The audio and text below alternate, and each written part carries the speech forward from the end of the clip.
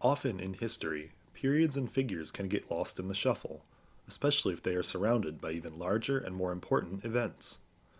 Perhaps there is no better example of this than the Weimar Republic in Germany, which lasted from 1919 to 1933. Bookended by World War I and the rise of the Nazis and World War II, this lesson examines that curious time in Germany between the two most momentous wars of the previous century. Prior to World War I, Germany had been a relatively democratic federal republic, ruled by a triumvirate of the Kaiser, the Bundesrat, and an imperial diet that was elected via universal male suffrage. Unfortunately, defeat in World War I in 1918 and the terms imposed upon the German Empire by the victorious Allies caused economic hardship in Germany and soon after the collapse of the government. For example, in order to pay the massive debt the Allies imposed upon the German government resolved to simply print more money.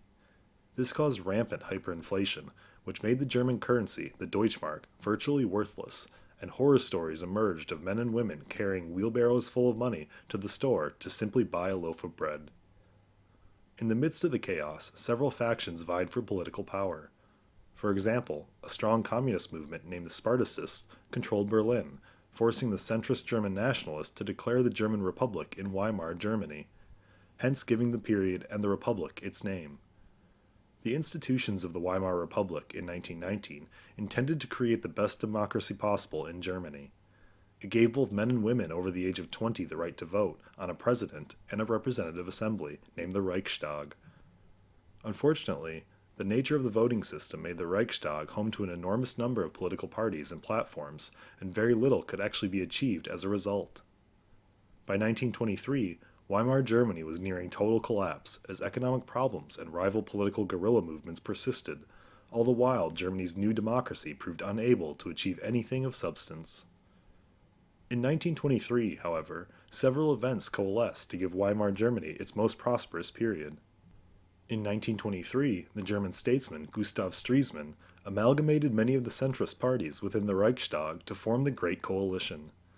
Though the coalition lasted less than a year, it was able to finally achieve several positive reforms to help the ailing German people and economy, including providing government funds to help the unemployed pay their bills and find new jobs. Unfortunately for Stresemann and Germany, the coalition was short-lived and the Reichstag returned to its prior intransigence soon after the coalition collapsed. While Stresemann could do his best to achieve reform in the Reichstag, there was little he could do about Germany's crippling war debt and the resultant economic problems.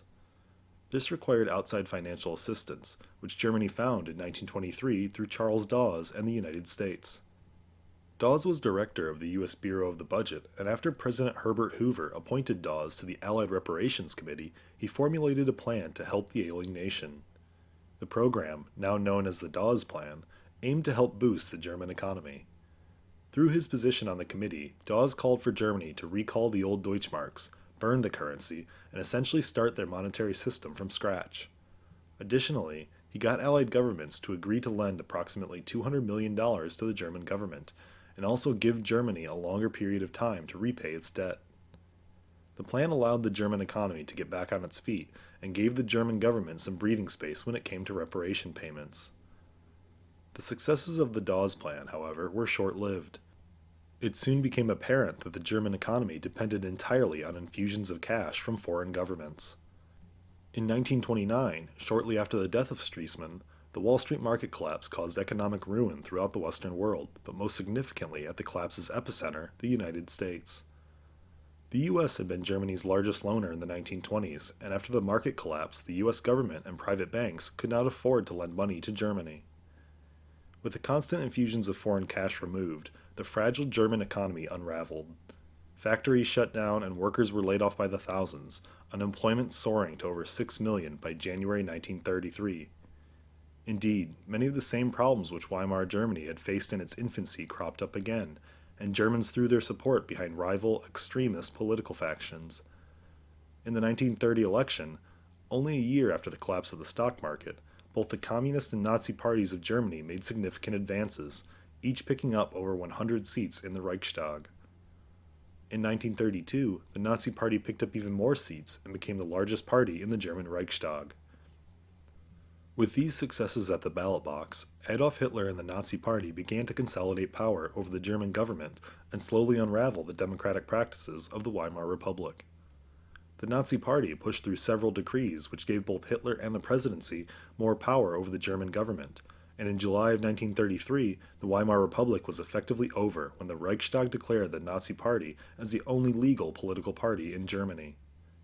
When the German president died the following year, the office was abolished and its powers absorbed by the Chancellor, Adolf Hitler. The Weimar Republic that ruled Germany after World War I until the rise of Nazi Germany in 1933 was faced with the enormous task of simultaneously stabilizing post-war Germany and paying debilitating reparations to its former enemies.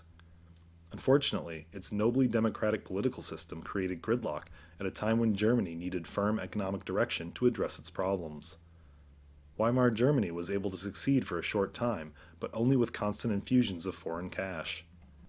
When the Wall Street collapse and the ensuing Great Depression eliminated this supply, the Weimar Republic unraveled as everyday Germans flocked to a political extremist who promised to solve Germany's problems, namely Adolf Hitler and the Nazi Party.